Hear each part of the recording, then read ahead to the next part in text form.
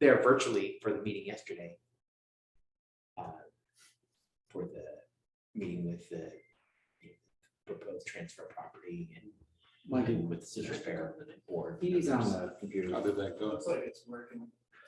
I don't see the light. The Citrus Fair board members have the same position as they always have, and really, well, they want to put a fence behind the sidewalk or in front of the sidewalk between Oh, the light's on. Citrus Fair Drive and the sidewalk for Alexander Valley Healthcare. So it would be the road, the fence, and then the sidewalk. Walk, yeah. Yeah, Allison referred to the sidewalk as a tripping hazard. Never saw Yeah, I can. Can you guys hear me? Sidewalk, yeah. sidewalk.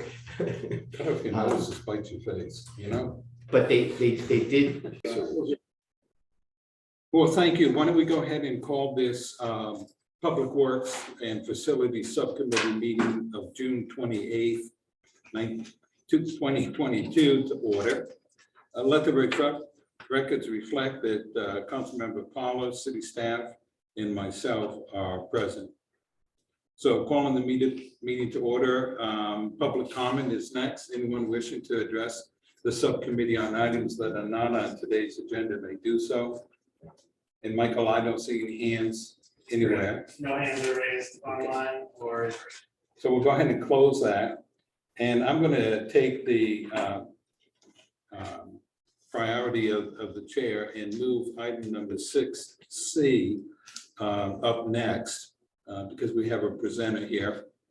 And so why don't we go ahead and do that? It's an update on the options of pickleball court installation.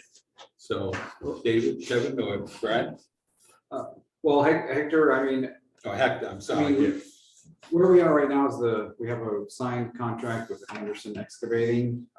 We have the insurance, everything's ready to go. We're kind of just in his queue for work. He's very busy.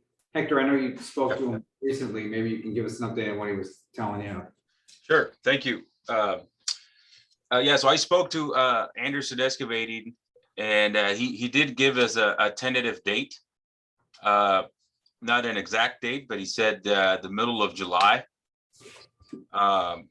We are, which is I think it's a good date. That'll give us a little bit of time for us to get in there and reroute some existing irrigation lines away from the proposed pad.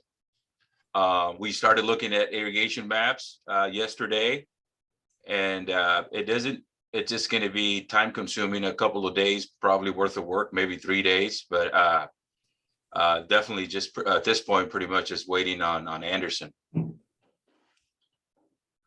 And since I'm in the subject, I did also speak to Adam Surfacing, who is going to be in charge of resurfacing the pickleball courts, and his insurance documentation is all approved and with us, as well as Coggins Fencing.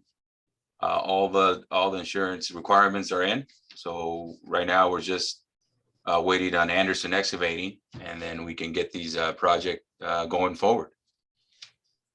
Well, sounds good, Hector. Thank you. Any other comments from anyone? Brad? Yeah, I do. Some of the things that we're going to need to discuss as we get a little bit further on is we're going to need some signage on the courts. We're going to need something that says no bicycle riding, no roller skating. Anyway, I can put something together, but will the city pay for that? Well, do we still get free signs from the county? Or was that in a past life we were getting those? I don't recall, Chair, that we continue to receive signage for free. I'll certainly check, but it would be our plan to install signage. Yeah, great. Certainly It'd be great if guidelines. you could get us the language of what Yeah. you would recommend. Another issue that we're going to have to face real quickly is security. At the high school tennis courts, we keep those courts locked all the time unless somebody's using them. And the reason for that is, like the Ferber location, they're out of sight from the public. They're back behind the high school. And we have had vandalism back there. One year, somebody got in and lit fireworks back there. We've had bicycles and skateboards and stuff that ruin the court surface. So somehow we're going to need to work out a way to keep those courts secure. particularly at night. And if we can, the way we work it at the high school is there's a sign next to the court. It says if you want, the courts are open to the public. If you want to play, call me, my name and phone number there, and I'll give you the combination to the lock. And that's worked well. Occasionally the courts will be left unlocked, but not very often. So I don't know whether we can do something like that or work something else out, but we're going to have to come up with a plan to keep the courts secure. Well, Brad, aren't the fences going to be a lot lower? Well, that's the next So, question. What is going to be the fence height? Maybe Hector, you know the answer to that? Yes, so the fencing is gonna be roughly about 4 feet tall, all the way around the court.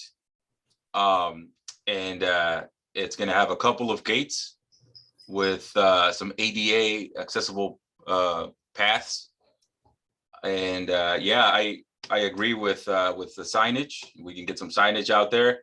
Another thing that's happening at Ferber Park that is scheduled, that's on the budget, we're planning on, that's a little bit far away from the building, but we are planning on adding some brighter lights out to this existing snack shack and up above there. So there's going to be some more lighting around there. So that might help detour some of the activity down there. And Hector, just to add to the lighting, I thought we were also gonna consider cameras. Yeah. Because I think that would be kind of ideal, would be not only cameras on the snack shack, but that could be facing out so that they have night sensors so that if there is someone there beyond, the appropriate time, it could provide an alert to our police department. So there's an option to raise that fence height from 4 to 6 feet. Then would it look like a stockade of some type? I can send you some pictures. I think it's okay. It's see-through, it's not like a block fence, it's more of a decorative fence. I'm not sure. It's like a black cyclone. It's like, So that's a chain link. yeah, We'd have to revise the numbers, but Yeah. I think the quote's for a 4 foot, right, Hector? Yeah, the quote is for 4 foot, and we were pushing the budget as far as budget goes. That, I mean, we're right on it. So as far as, using the budget that we currently have, I think David hit it. David is hit it right on the spot there. We do have plans to install some cameras. We already started. We got a contractor just recently, yesterday, added some blinds on the snack shack, some security blinds, exterior security blinds. And I think, since we have it in the budget to add some camera system, maybe we can bring the camera down there further, or point the camera in that direction for any incidents in the future. Well, are those cameras going to be reactive or proactive? In other words, after something happens, we're going to look at it, or will somebody be monitoring that in the dispatch office? That's to be determined, Chair, in terms of the type of camera. So we haven't fully spec'd the cameras yet, and I know in talking with the chief, not everything's perfectly adaptable to be wired in without the right internet service. So we'll have to see what we can,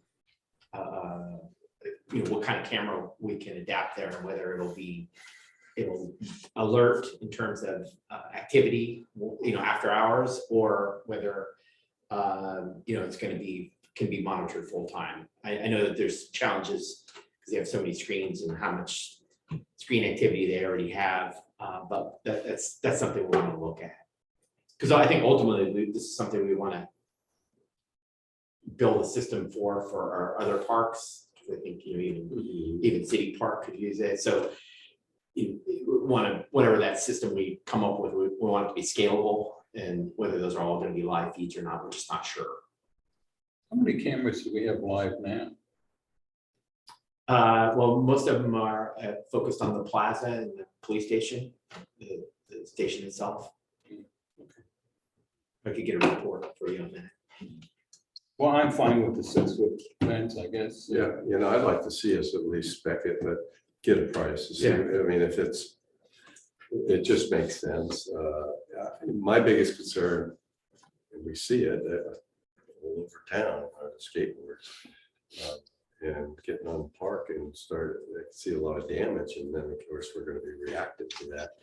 So hindsight, if it's too much, maybe there's a way they could build a fence where you could add a 2-foot section, should we start experiencing vandalism down the road. I don't know. Hector, can you ask Coggins for a quote or a revised quote for 6 foot?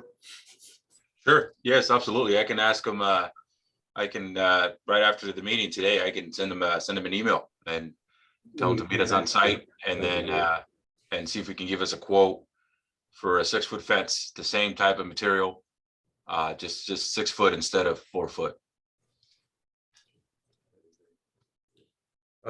One other thing that we have of interest is someplace to store things. Balls and paddles and broom and a blower, stuff like that. And one suggestion I've seen used is like a contractor site box. And it's bolted to a pad, which we need to have outside of the courts. Is that something that would be feasible? What, Hector, don't you have a storage box at Ferber Park already? Yes, we do have one. We have an exterior storage box right behind the dugout outside. And then we do have a seat container, but that seat container belongs to the leagues, to the pony T-ball leagues. But we do have a heavy duty metal box right behind the dugout. That's open to the elements, right? Hector, that's not a closed box. Yes, you're right. Yeah. I think in the future, maybe we add a budget for like a small little sea container out there to store some of that, and maybe put some signage out there, letting the community know that, to bring their own equipment to play.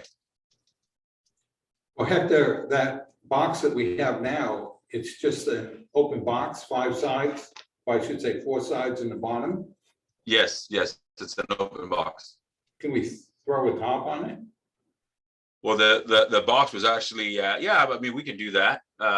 Another thing we can do is maybe just budget to build a new one, sealed, and place it near the court. Because I know that one gets utilized by T-ball and other sporting activities. Maybe a bench box down by the courts would be good. Yep. Painted a nice color to go with the fence or whatever. I'm sure my group could raise some money to help with this. We'd be happy to do that. What I was going to, through the chair, if I could, what I was going to suggest, maybe Brad could meet with Hector and Kevin and go over the plan, some of the ideas and how that would work. And Hector could maybe run some numbers to get cost. We could talk about how it's going to be funded and have this on our agenda for next meeting, just to really look at it and see if we can make this all happen as part of the project.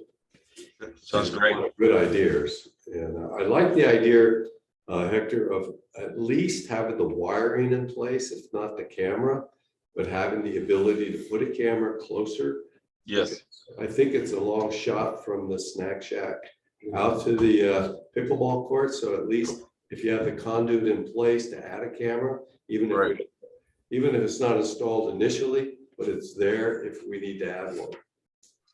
Absolutely. Yeah. Maybe perhaps when we get Knights Electric out to Ferber Park to install the new lighting fixtures in the building, maybe I can spend a little time with them and head in that direction of the pickleball court and see if we can find some conduit.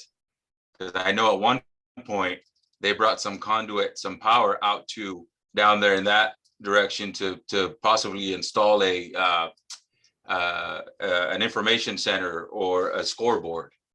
So maybe I can talk to Knights Electric and see if we can investigate that. Fantastic. So that's what I'd like to suggest, maybe that they coordinate a meeting and just kind of walk through these and come up with a plan. And then we can have it on our agenda for an update at our next meeting. And Hector, we gotta get budget numbers for all this. Well, Brad I'll mentioned too. that he's willing to maybe take, hopefully it won't be a big number, and maybe that may not impact our budget at all. So we're on a very tight budget. As you know. But we'll see. Okay, David, Kevin, you got that? Yep. Hector, anything else? No, I think we pretty much covered it. I got, as far as the pickleball courts go, I got some information now, and I can get going on these projects. Thank you. David, just send me a note when you meet. Just send me a note when you meet. Yeah, sure. Yeah, so Hector, Kevin's gonna coordinate a meeting with you and Brad to walk through these things. Great, thank you. All right, Thank you. Thank you, Brent. thank you for Thank moving you, to the Brad. top. Let's jump back up to item number 3, communications. Anything at this point? Chair, just want to bring to the Thanks, attention, 2 communications that were received for consideration by the subcommittee. We received a communication from Mr. Brian Wheeler. This was in regards to requests for a calendar for vegetation management within the landscape and lighting assessment districts. And we also received a communication from Ms. Nicole Hinchcliffe, a downtown business owner, requesting that the city install bird-proof garbage cans, replace the existing garbage cans with bird-proof garbage cans, or otherwise install anti-bird devices on our garbage cans. It did confirm she was specifically talking about our receptacles, not in terms of the anti-bird devices on buildings, which you often see where there's pigeon problem. In this particular instance, her concern was ravens picking trash from or crows picking trash from our receptacles. So those were 2 communications, and it were received. In terms of the communication from Mr. Wheeler, I think his request, which council supports, putting a calendar of activities for vegetation management within the LNLs and other parks. Our proposed solution for that is to put that right on the calendar on the main page so that it's listed.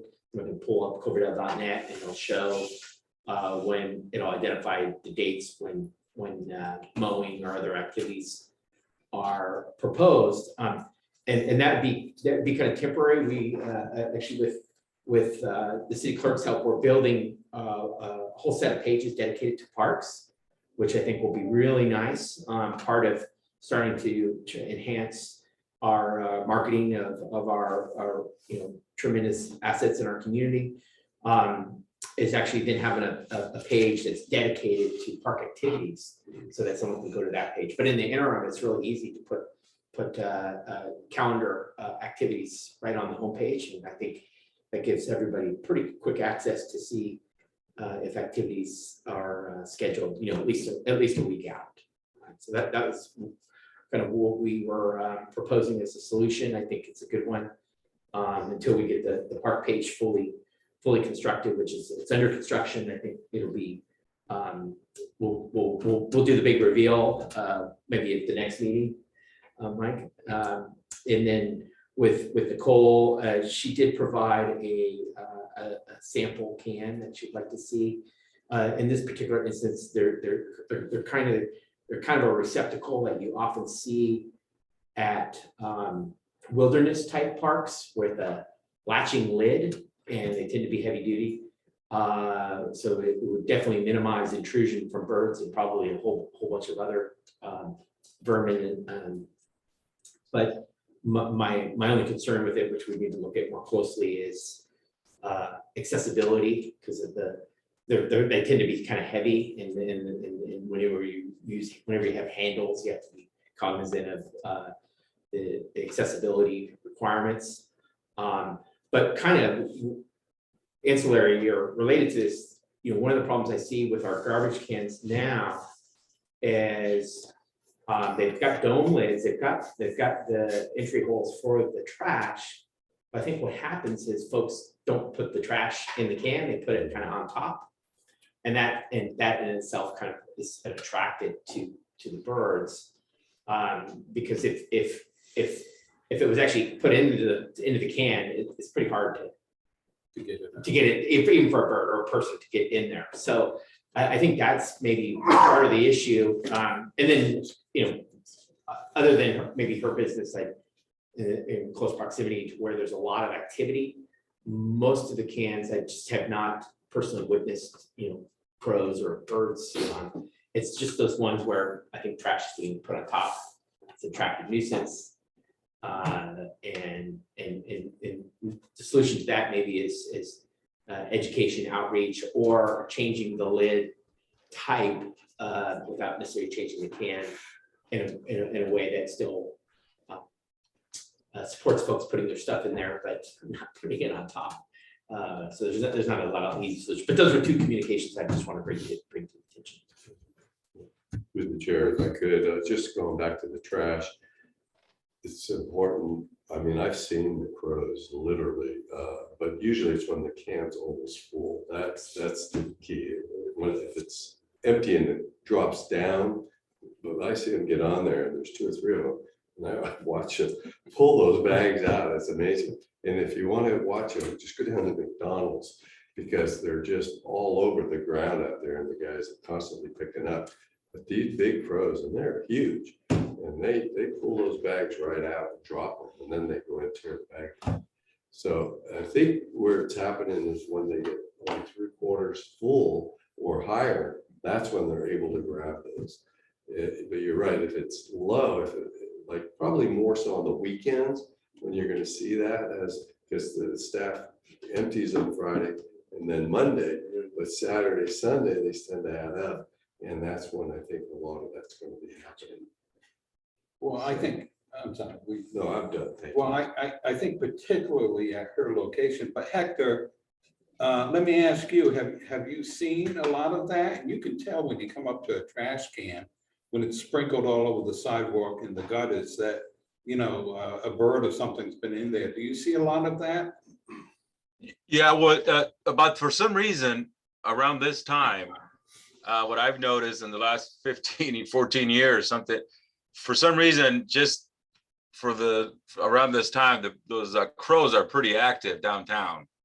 It's like they come and go. It's not all the time. They come in for like a week and then they take off. What I've seen, but I think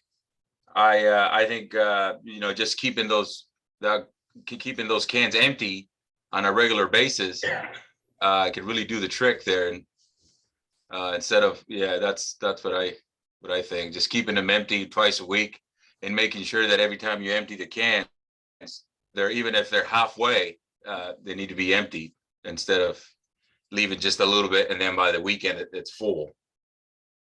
Well, I think, and David, correct me, with Plank Coffee, we actually gave them a key to the trash receptacle in front of their business so they could go in and empty it when it gets too full.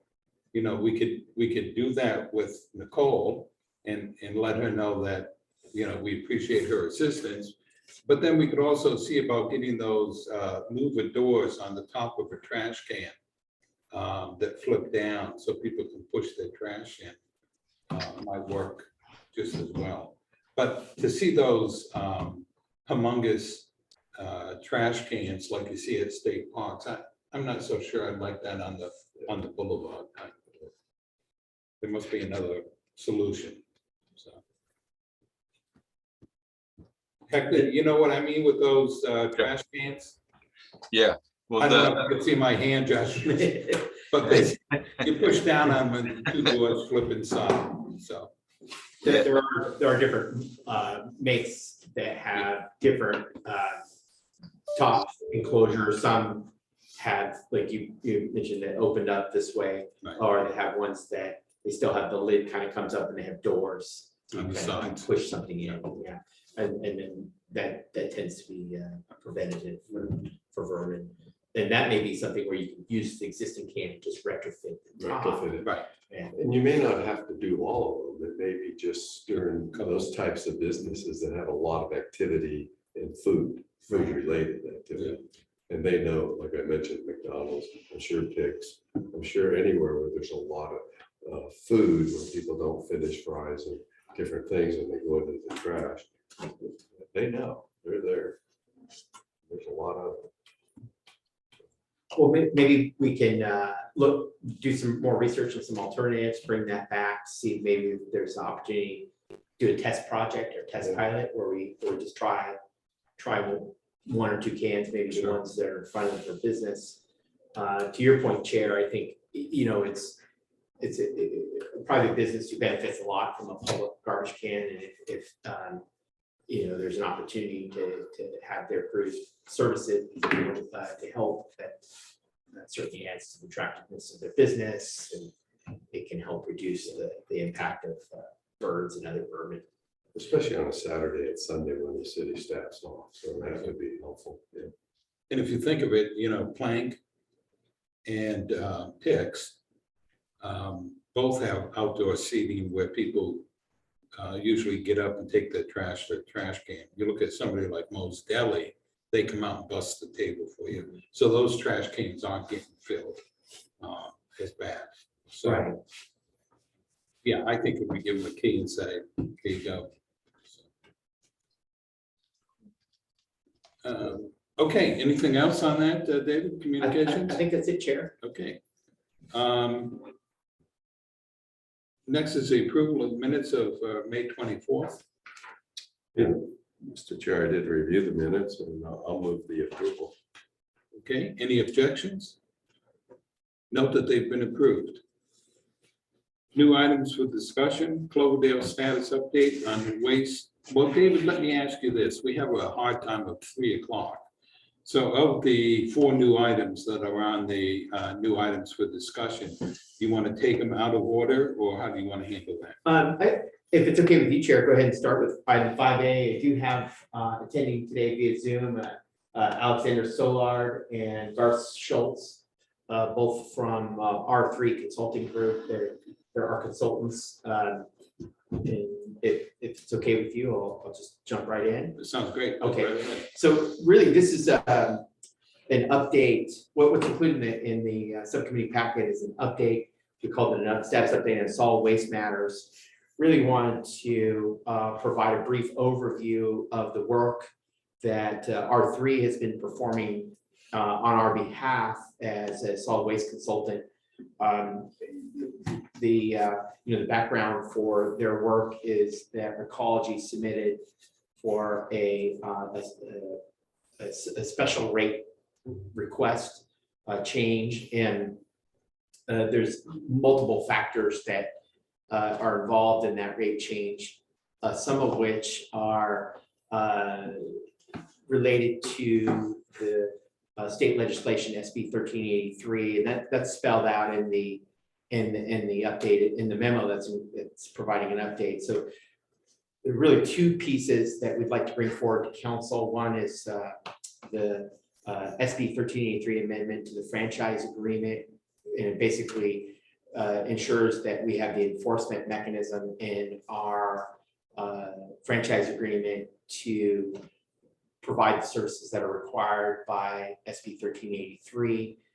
For reference, we adopted an amended ordinance that provides for basically the collection of food waste as part of your green waste material. And what one of the operational changes that's occurring at the landfill is that Republic, who operates it, will no longer manage the green waste program. Recology will be responsible for that. So there's this change in what's referred to as the master operations agreement, spelling out that specific change that is an agreement between the county and Republic, and all cities have signed on to. So our plan would be to bring that amendment forward. All cities pretty much at this point, except Cotati, which is planning to do it this week, has adopted that amendment. That just ensures that we've got the enforceability behind the 1383 ordinance that council adopted. The other 2 components include the special rate review itself, and what we have asked for Recology to do is part of that special rate review is to do a performance review. And that's, ensuring that the Recology is meeting all the obligations of their franchise agreement, in terms of vehicles, delivery, the services they provide, billing, et cetera. The intent there is to ensure that they're meeting their service requirements as part of and before council considers any kind of changes to their rate structure. What they are requesting is the special rate review in part because what Recology has indicated is that they are losing revenue on serving Cloverdale. And part of the performance review will help assess whether that they are indeed losing revenue by serving the city of Cloverdale. So those two kind of go hand in hand, but I just want to offer Alex and Garth just the opportunity to weigh in. We are going to bring some options before council on the 27th for consideration relative to the special rate review. If you may recall, in the Recology, they kind of laid out some options that they'd like us to see, but I think talking with Garth and Alex, that we want to make sure that we really lay out the full options that are available to council as part of this rate review request to see what makes the most sense in terms of addressing the Recology's request. So Alex and Garth, if you want to introduce yourself, and if there's anything you want to add, feel free. Hi, Alex Soulard with R3 Consulting Group, and Gar Schultz is here as well. But just you did a great job, providing a good intro for everything. And I think that just the main things that I just want to say is that we're going to be at your council meeting on July 27th to talk about those SB 1383 compliant programs, the franchise agreement amendment, and the amendment to the waste delivery agreement. And then we'll probably at that meeting try to provide some initial findings from our performance review. And we'll also give you an update on our special rate review and how that process is going as well. So, Garth, anything else to add? No, thanks, Alex. And nice to meet you all, council members. So the thing to just bear in mind with respect to the special rate review, and we included the order of magnitude of the relative rate requests for residential customers in the memo that's a part of your packet for the committee meeting. But as currently presented by Recology, we're looking at fairly significant increases in residential rates as they've proposed. And we are midstream in reviewing the merits of their rate request, reviewing expenses for the company as a whole, the magnitude of those expenses that are allocated to the city of Cloverdale, and then a comparison of those expenses, both as they stand today and in the past, and projecting into the future, based upon your current level of revenue achievement from ratepayers and the various subscriptions that ratepayers have to garbage service. That's the basics of what that process covers. Our job is to evaluate it, ensure that there's documentation and justification and logic behind it, and then also to evaluate it with respect to industry standard. So we don't have the final results of that. We do anticipate, moving forward with questions and potential adjustments with Recology. But with respect to what David has shared with you today, in the end of July, we'll present you with the outcomes as we see them, but then also discuss options that can further mitigate the rate impact in the near term to ratepayers. And that's the important thing we want the council to be aware of going forward is, on the one hand, we'll have Recology's rate request, which may be potentially reduced in accordance with corrections or adjustments that our team may identify. But beyond that, there's potential policy decisions that the council can make that would further reduce the near-term impacts of those rates, meaning specifically spreading out the rate adjustment over the course of time, with a trade-off being a potential extension to the agreement with Recology, which is something that they've put on the table. So we'll brief you in more detail in July around that, but we want the council to start to become aware of the fact that what's put forward is a not insignificant increase for ratepayers, and that there may be options to mitigate the magnitude of the increase. by considering an extension to the agreement, which you may be in the position of needing to consider anyway, given that your existing agreement expires in a couple of years. So that's, we're happy to kind of take any questions you might have on that, but wanted just to start to introduce that policy decision opportunity and underlying storyline to you now. And Chair, if I can just add, and Councilmember Paula, part of this is being driven by the timeline that we've followed in the past with respect to rate adjustments. Traditionally, we've adjusted rates on an annual basis, starting at our effective September 1. So the idea being we bring the presentation with some scenarios forward, and at your meeting in July, we have 2 meetings in which to make any kind of final decisions around rates and options. We know there's going to be some rate adjustments related specifically to the SB 1383, but then the other rate requests, the special rate requests specific to the performance review component is where there's going to be, I think, a lot more dialogue around what are some different options to maybe help address some of those, soften the impact of some of those rate increases. So wanted to bring this forward. My thought would be if you agree, would be to go ahead and share this. You want to bring this here, but share this with council, send this memo out with an update saying we're planning to bring this forward for discussion first at the July 27th council meeting.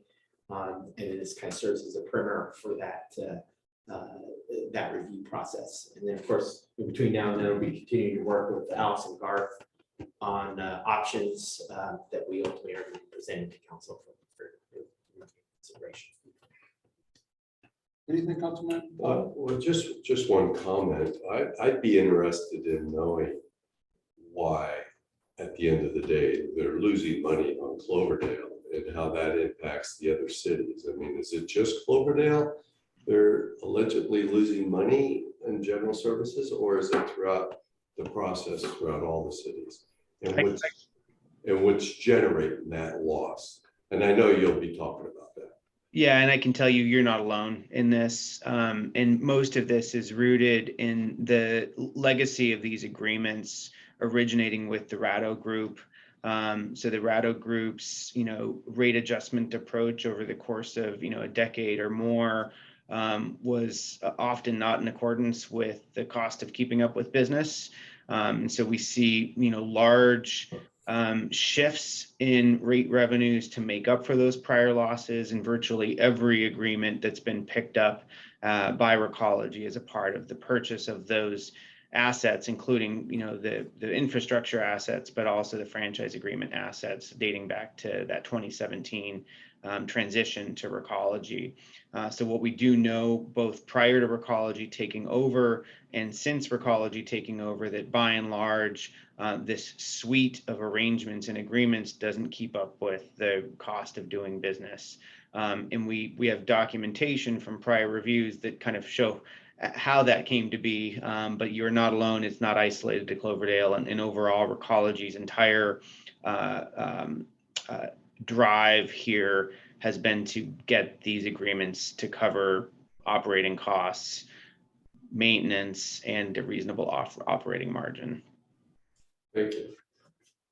Just a couple of things. I already know the answer to this first one, but I'm going to ask it anyhow. Is there any type of reimbursement for the implementation of SB 1383 on the enforcement end of it? Do we get reimbursed from anybody on that? Not currently. We do not. The enforcement component of SB 1383 is an area that falls almost entirely on the city. Yeah. Even in our role as part of the JPA with Now Zero Waste Sonoma, even their attorneys opine that largely enforcement gets back to the city being responsible, because the JPA doesn't necessarily, they have some enforcement authority, but not like we do in terms of our code enforcement provisions to really enforce the requirements should that be necessary. So is it going to be our code enforcement officer that's going to be implementing that enforcement program. And how are we going to do that? And this may not pertain to a particular agreement we're looking at, but I'm sure there are going to be questions from council members when this comes up on the 23rd. But how are we going to implement it? Is it going to be complaint driven? Is it going to be somebody going around looking at everybody's green can, or is it strictly the commercial aspect? Well, there is a component of the kind of the checking enforcement that Recology will do. They're actually doing that now, where they've shown up at, say, City Hall and looked at our garbage cans and say, you know, is there recycling in here, or is there trash in the recycling can? So there will be some of that kind of monitoring. But if a customer is found to be in violation, that's where they'll rely on the city to enforce. So the Recology and Zero Waste will provide some of that staffing in terms of the monitoring component, the outreach, that, you know, they'll much like we often do. Kind of the lowest levels of enforcement is education. They'll be writing letters saying, you know, you need to, the law is XYZ, you need to do the following. But ultimately, if there is a scofflaw, that will be somewhere where the city will have to take responsibility. So I think we've actually done we've gotten pretty good success of working with Recology and their team. They do pretty good outreach, trying to work with customers. So, you know, hopefully that relationship would continue and that role. And then likewise with Zero Waste staff and the educational materials, and trying to, you know, get compliance that way. Right. Well, I suggest we get this out to council members quickly. Okay. 23rd is coming pretty fast. And also, if you can include, if there are any Q&A pages on the websites where they can go and look for, because I know they're going to ask, how are we going to enforce this? And now we're going to be going around looking at everybody's trash can. So, you know, it is what it is, and you know, I'm a big fan of recycling, but going around and wrapping somebody's knuckles with the ruler, you know, I have a problem with that, especially seeing how we're not reimbursed. So, anything else, gentlemen, that you'd like to add? The only thing I would do, council member, is just, I think your questions around enforcement are apt, and I agree with David's response. You know, via the proposed amendment to Recology's agreement to cover those SB 1383 inspection and monitoring aspects, you're essentially outsourcing the vast majority of those activities. What amounts of enforcement will actually fall to the city to conduct, I would suspect, is going to be pretty de minimis, and, you know, not requiring a substantial outlay of effort. You'll probably have a few cases that will start to crop up in 2024. And as a reminder, the final thing I was going to share was, you're not under any obligation to actually conduct enforcement until you get into 2024. So everything between now and then is going to be, you know, outreach and education based, which you will effectively be delegating to authority for and responsibility for to Recology via that proposed amendment for the end of July. So your outlay for enforcement won't begin until 2024, and any amounts of it you do have should really be de minimis. And we or others will be positioned to give you estimates of what that may look like, but we've estimated it for significantly sized cities with populations of 120,000 plus, and it's come up to, you know, a quarter time FTE. I don't really see that you're going to be in a position where you have to spend tremendous amounts of resources there. Thank you. Michael, are there any hands? I don't see any, but. No one's raising their hand at this time. Okay. All right, well, gentlemen, thank you. If there's no more questions, I look forward to hearing your presentation on the 23rd. 27th, and we'll be seeing you then. Oh, okay. Thank you. Thanks, Gary. Thanks, Alton. Thanks a bunch. David, it's your agenda, so whatever you want. Thanks, Chair. Well, the next item is a water supply update and drought response. I'll be brief. There's updates on both items B1 and B2 in your packet. We continue to monitor the drought response group. Really, what we're tracking at this point is the determination by FERC on the PG&E flow variance. That's a critical item. Depending on the decision, if it occurs by July 1, that may affect our voluntary water sharing agreement, which included in your packet is just the indication that the agreement form was executed on the portal. So that obviously was included in the packet. So we are actively signed up for the voluntary water sharing agreement. But the drought response group, really what they're tracking now is what FERC's decision is going to be, because ultimately that's going to determine what level of flows the Potter Valley project is contributing to Lake Mendocino.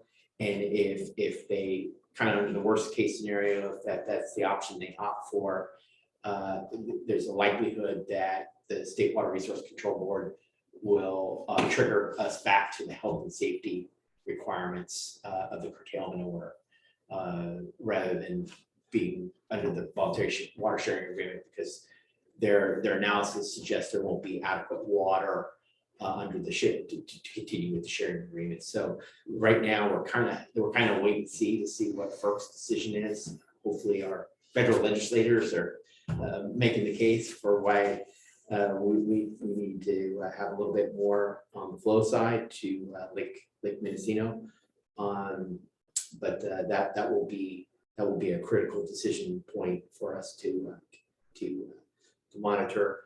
And if they do track that, the kind of worst case scenario, again, it'll be kind of status quo in terms of where we are or where we were without the voluntary drought sharing agreement, which means we'll continue to have to meet the requirements of the health and safety petition that we filed, which is about 106 gallons per person per day, plus the non-consumptive use component. So we wouldn't necessarily go back to the strict 55 gallons. But in the meantime, we continue to report by the 10th of every month our monthly conversions. We put that data into the portal and we certify. I actually certify that it's accurate and true. It's quite an effort to put that data together. It literally goes from our meter readers to our billing staff to a spreadsheet that goes to our consultants, that's reviewed by our attorneys, that's then input into the system. And so there's quite a bit of work involved in making sure that that data is all accurate. We're meeting the state curtailment requirements.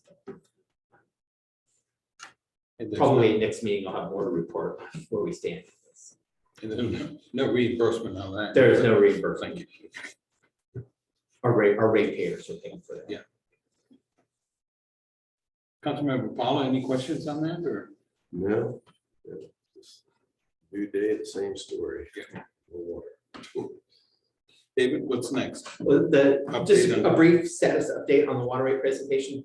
We're working with our water rate consultant on updating the financial study, not necessarily to ask council to change the rates per se, but to make sure that the financial model that was developed reflects the fact that we did receive a grant, that there is some direction to provide ARPA money to water infrastructure.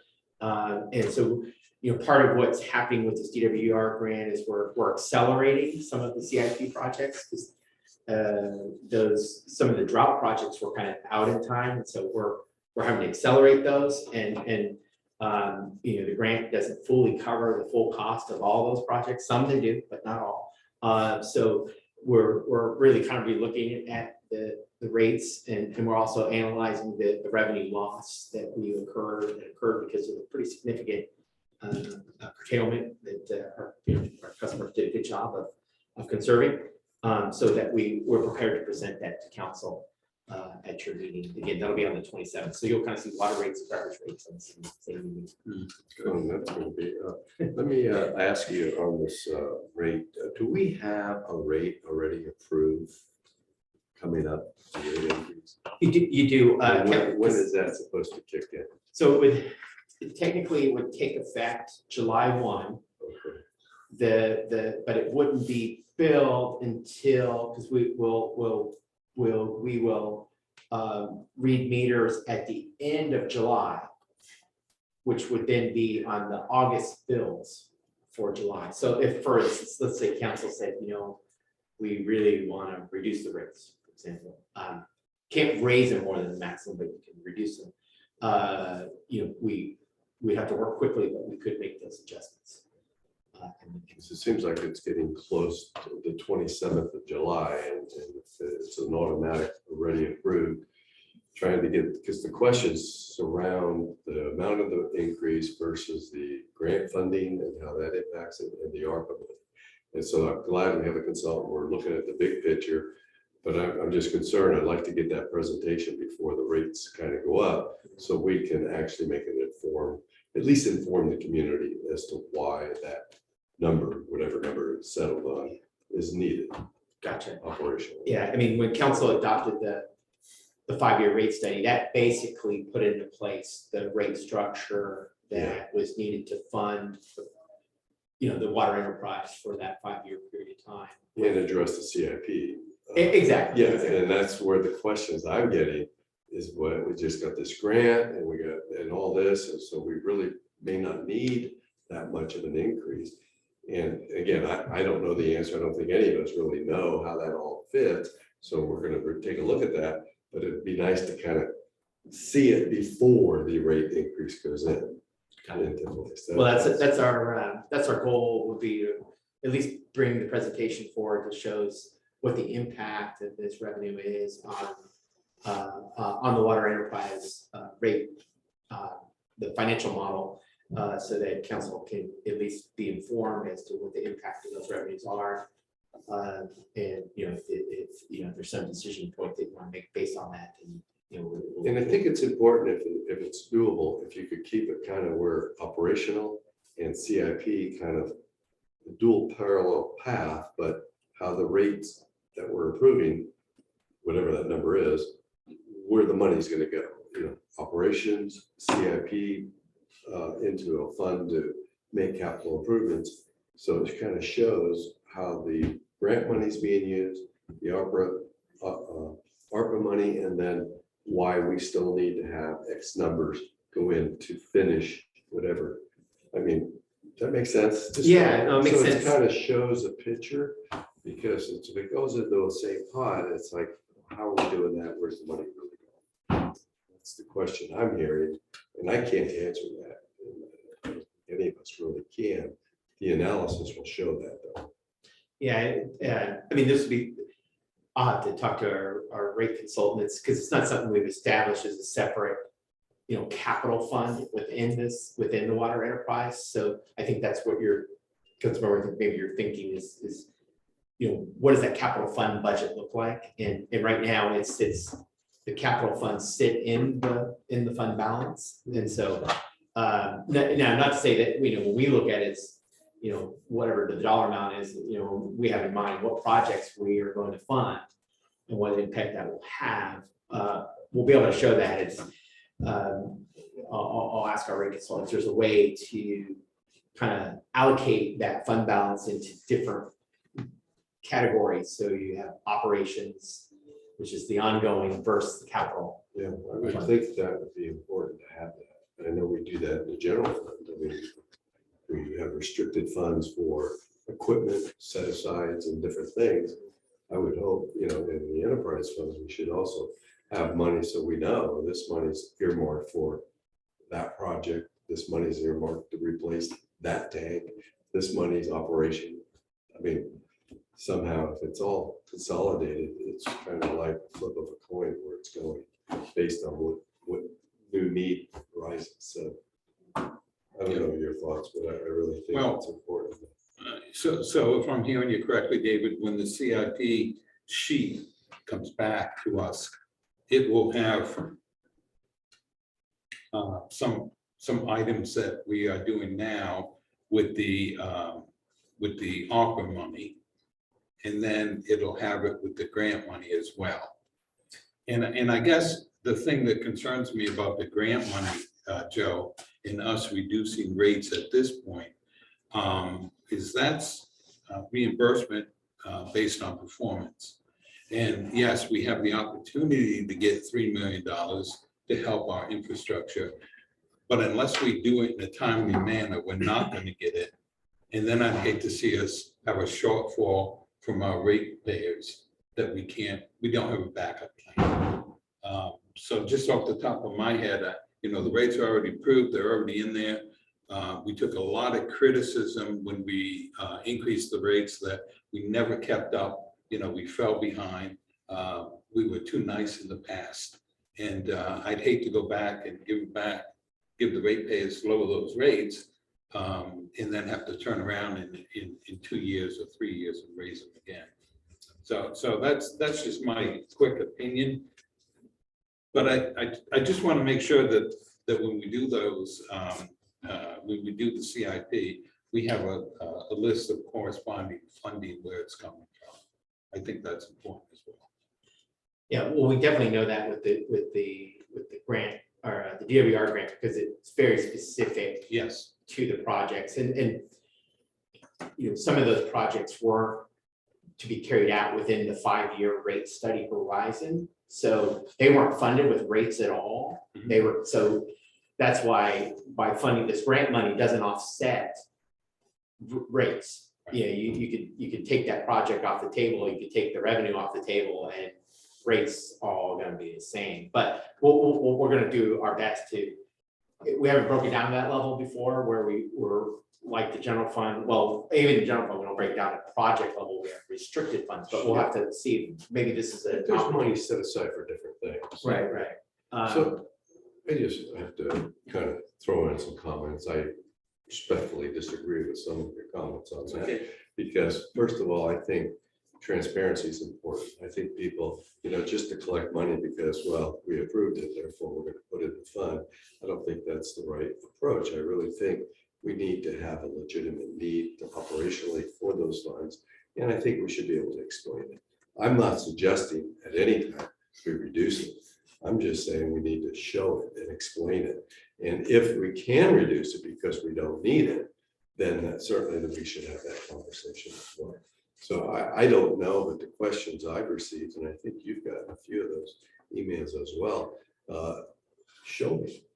And I think it's a legitimate question when people are paying fees for services. It's really incumbent on us to explain it, and we have to be transparent. It's not you hear the fund, slush fund, you hear that term, and it's no, we don't have slush funds in government. Those monies are legit. But with that said, it's our responsibility to be able to show and explain how that money is used.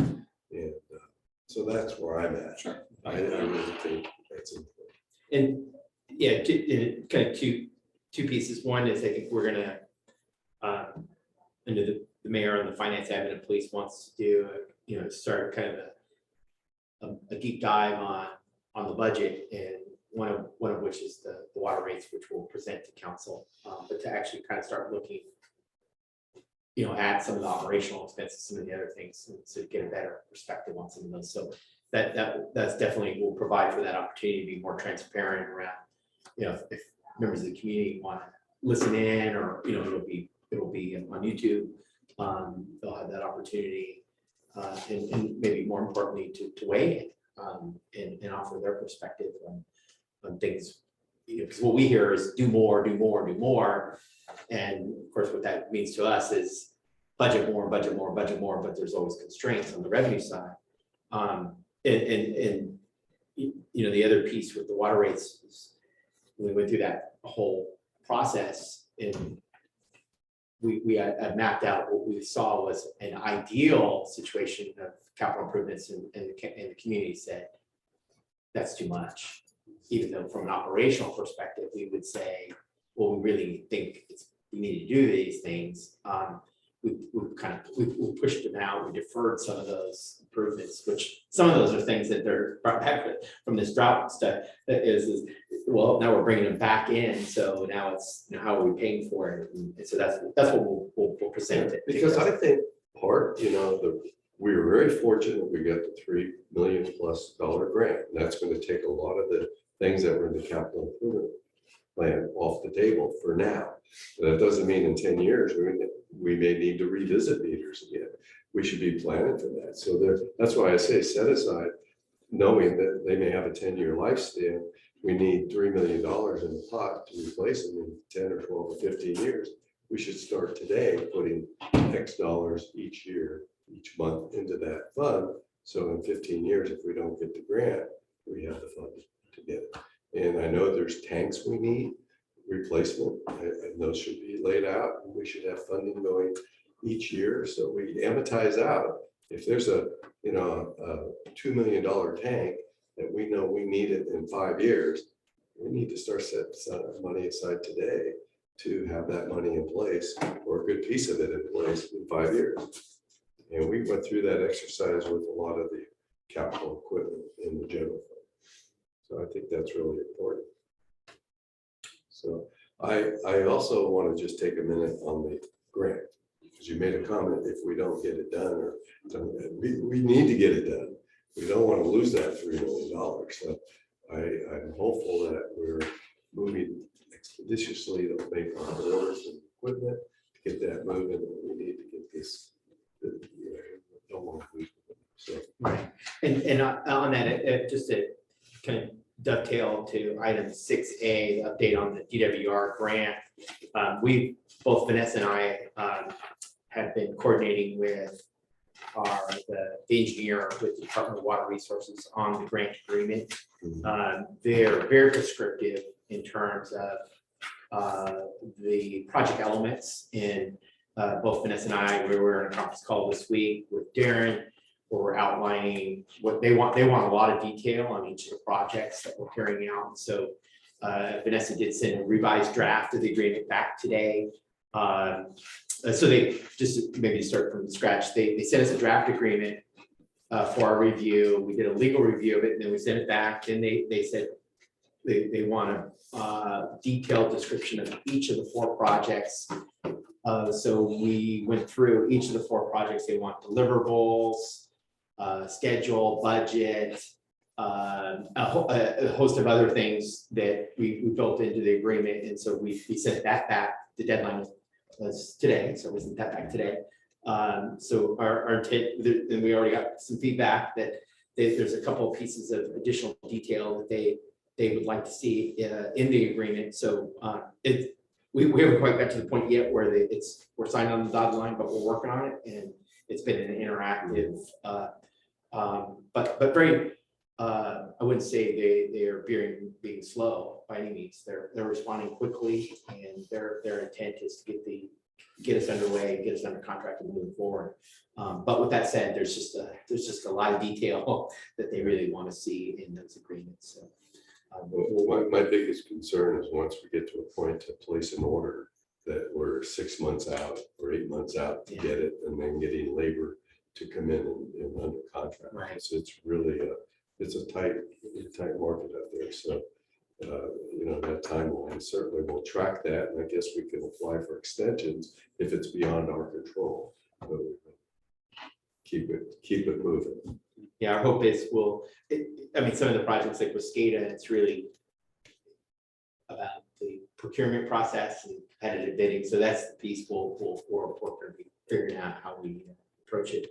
I don't know if there's anything you wanted to add. Yeah, I think a lot of the detail that they're looking for, we had a couple of options to get into that agreement. And one was to look at it as a project, as a big sort of umbrella, if you will. The state holds retention, and that could be a sizable chunk, $3 million. 25%. Yes. And so in the interest of getting some of those funds flowing, some of these projects we can wrap up fairly quickly. And so we're breaking it out into what they call components. So at this point, we're looking at 3 different components: the SCADA, the wells as one component, and the meters. With the hopes that as we wrap up each component, we can get that retention released. Anyway, so this is kind of where we're dialing in on some details to break the umbrella up, if you will. Right, because otherwise the retention, if we carried it out as one project, the retention was going to be about 300,000, I think.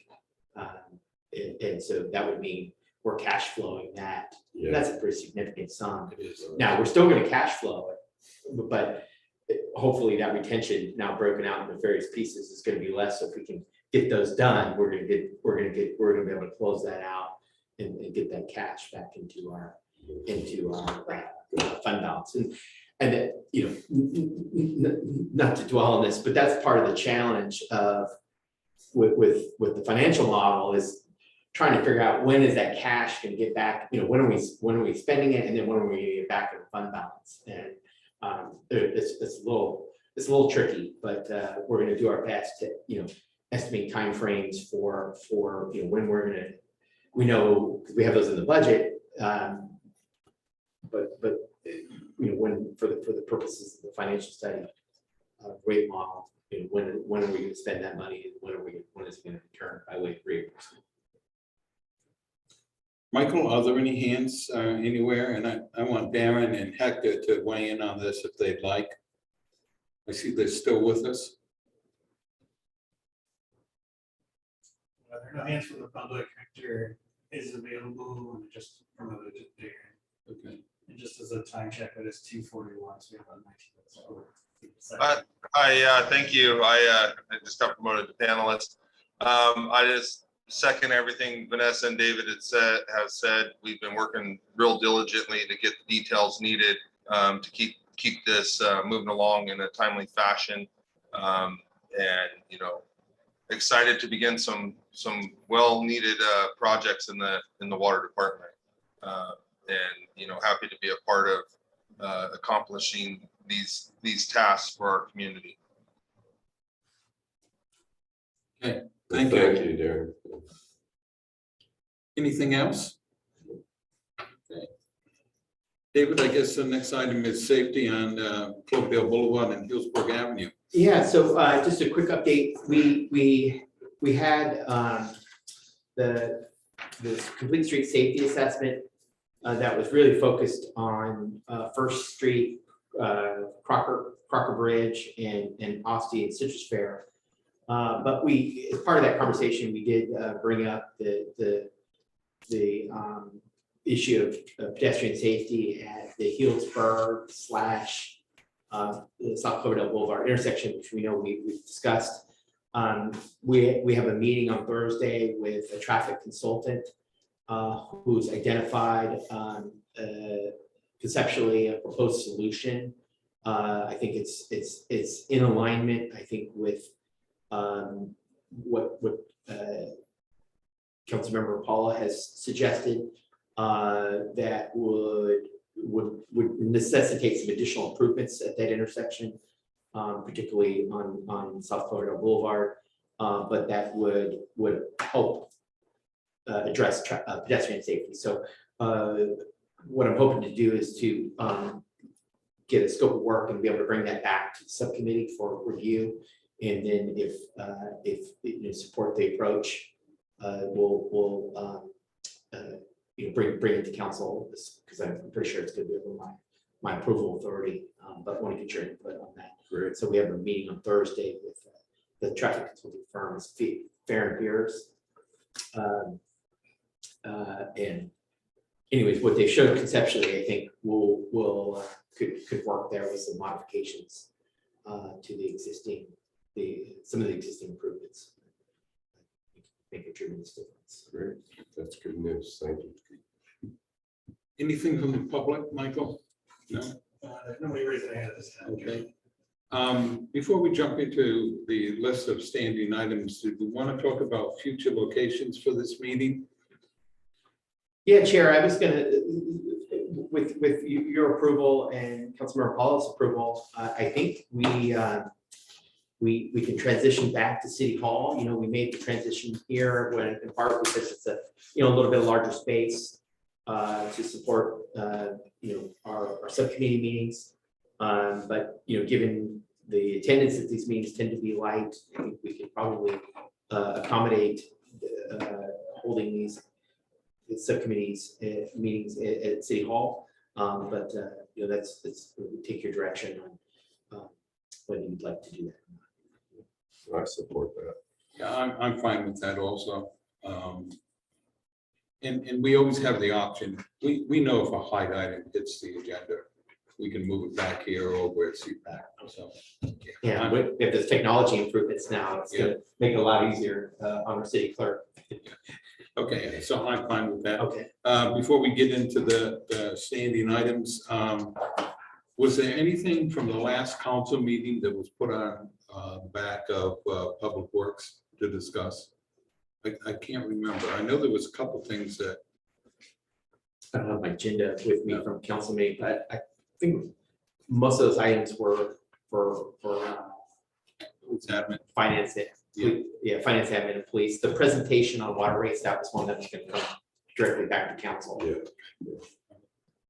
Okay, well then, we have 15 minutes if you want to just cherry pick on standing and continued items. It don't have a whole lot. Councilmember Paula, do you have any in particular you'd like an update on before I turn it over to staff? Well, no, I've already gotten an update on the one that I have an interest, the traffic signal at the Treadway and Cloverdale Boulevard, and I already did. I got we talked about many of these, so now I'm good with public restrooms. We've met on site. No, maybe if you could give us a quick update on the street striping, I'd like to get an idea on that. We approved the budget, which goes into effect next month. Do we have a plan to kind of move forward on that? Because it's really. Which number is it? That would be item 6K. Yeah, so a quick update on that. We applied for a grant to prepare what's called our PTAP, capital PTAP, 2022. 23. And that consultant has initiated the work. So what the consultant is doing is performing a pavement assessment of all of our streets and roads within the city. The intent is MTC is taking a proactive role of assisting cities with this because they want to help cities identify ways in which to improve their what they call the PCI index. I know Councilmember Paul, you brought that forward, that we're kind of in the state where we're kind of in a lower PCI score and real potential of declining. What they hired this consultant to do is to assist cities, one, do the assessment, so do a citywide assessment, but also identify a specific set of recommendations where it would improve your PCI score. So luckily we did have to contribute. There was a cost share, but it was still well worth it to get this grant from MTC. Part of that, we asked if, as part of this pavement assessment, they could also do a check on the on striping, and so they agreed to that. And so they're expecting to do the work this summer. I don't have a firm date yet exactly when they're going to be in the city, but when they are, I'll certainly let council know, because they're going to be out in the street driving around and probably colored vests looking at streets. And so our hope is that they're going to give us a good set of recommendations on specific improvements that we can make to improve our PCI score, but also to do a check on the striping while they're out doing this citywide assessment. So that as we know, we got the scope from W-Trans to kind of do that work. It was quite more expensive. So I think it was Chair, you said, is there a grant for this? Amazingly, this opportunity presented itself through MTC. And so we're again taking advantage of it. And what we'll plan to do is report back to the subcommittee as we get more information and get reports back. But there's a whole checklist process with them, and as they complete things, there's a coordination with MTC. So it's definitely it's a professional effort, and they've done this kind of work before. So it'd be interesting to see what the work product looks like and what what their recommendations are gonna be. I would advocate for going back and revisiting the draft proposal from W-Trans. They had lumped it together as a striping project for the boulevard and this sort of overall assessment of the city's striping. If we could talk about breaking that up and getting the Cloverdale Boulevard as a specific standalone project. It does need plan sheets. It's not something that's easy enough to just go out there and redo the striping. It's traffic control, a lot of safety, thermoplastic would be very good as opposed to just paint. It would stand up better. Maybe not at this meeting, but I would like to explore the option of revisiting that W-Trans proposal to get the boulevard done. Yeah, and like I said, there's other materials too, Sure. treadway and footing. All in need, so. Right, I think one of the direction that the subcommittee provided was, do a little bit more research on how other cities are doing, performing striping. And at least when we look to our team, they can do the more limited thermoplastic solutions that are stop bars and things like that, crosswalks. But the more linear type projects really require, the equipment that mostly contractors have. Sure. And so I think what our interim city engineer is suggesting is with W-Trans is still getting that spec, that bid spec that we can use to then, there's a couple firms out there that do this work is to have a consistent specification that we can share with them that would then we could use for bidding. So that was part of their work. It was it's multiple pieces. So maybe breaking that out to still have them do the spec for us with this price standard, Right. and bringing that back so that we can then have something that we can use as a way to get pricing for some of the work that we just aren't able to do in-house. I'd like to get we done with that? I'm done, yes, thank you. I'd like to get an update on 6 acres. And David, I think I saw a memo from you, an email pertaining to South Cloverdale Water District, which to me is the Cherry Creek area. Is that correct? Or is it further south? South Cloverdale Water District is the area that immediately south of 6 acres. It's the other portion of the city that's within our sphere that's unincorporated. Down to MGM Break? Down to MGM Breaks. Now, part of, it's actually kind of unusual because parts of the city, in the city, are served by South Cloverdale Water District. So I think, I can't remember which church it is on South Cloverdale Boulevard. I know Darren knows. One of our 2 churches is served by them, not the city. Darren's still with us. And there's a couple of other areas that are actually served or provided water service by South Cloverdale. But to your point, Chair, I did give council an update. We every month there's a monthly call where we talk about the planning effort that's surrounding the South Cloverdale Water Company. It's very similar to 6 acres, almost identical process where the state is funding an engineering study to do an evaluation of the cost of extending water and wastewater services to that area. Now, part of that area, obviously, I think is served by the city wastewater system already, but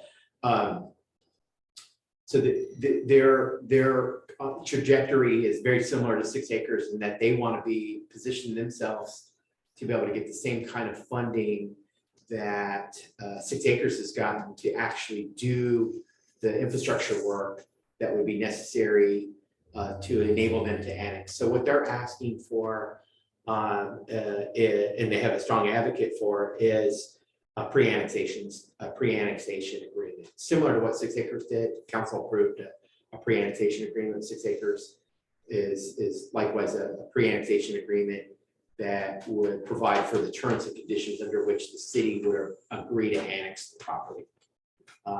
And so It's a much larger area. It comes with a lot more costs. A lot more problems. But I think, you know, it is a solution that is being proposed and at least so far is being funded by the state. You know, I have absolutely no problem bringing any water district into the city as long as it doesn't cost the city of Cloverdale anything. You know, I'm all for clean water for everyone. So why don't we go ahead and wrap it up? Okay. And the only thing I wanted to talk at some point, and I think it's this committee, maybe next month, the easement on the Cherry Creek property and former councilmember Brigham. That easement, I'd like to get a copy of it prior to that, prior to the meeting. Okay. We can send you the title report and I'll have a link to the easement. Okay. So I'd also like to add a couple of things for the next meeting, David. Just on the plaza, the restain and sealing of the arbor and benches, as well as the PD facade. I'd like to get that so we can get updated on where we're at. And the other thing I'd like more to talk a little bit more on the water parks. I noticed Vintage Meadows is getting fairly brown right now. And I wanted to make sure that we're still set to use any of the backflush water from the sewer, from the water plant to keep our parks as, you know, so they're suitable. So I noticed, I'm not sure if we've reduced the water, which I think we should because of the water, but with that said, we got the plan in place to kind of capture that water. So take a ride by Vintage Meadows, you'll see it's getting fairly brown. Hector, are we planning on doing that with the water buffalo? Yes, we are. I was gonna follow up with Darren. I know what we did last year. We actually took a water sample and sent it over to the lab to make sure that the water was safe to be utilized out in the park. So perhaps, you know, Darren and I need to get together and get that sample out to the labs to make sure that water is ready to go.